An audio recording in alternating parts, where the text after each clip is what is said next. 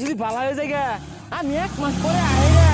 কাগজ সহবাস করবাম ওনা তুকু বসবাস করবাম চাবি দিয়ে যাই একটা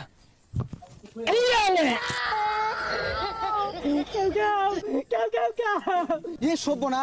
চাবি ব্যাগটা হিলাই দিছে আমি থাকলে তো আমারও দিব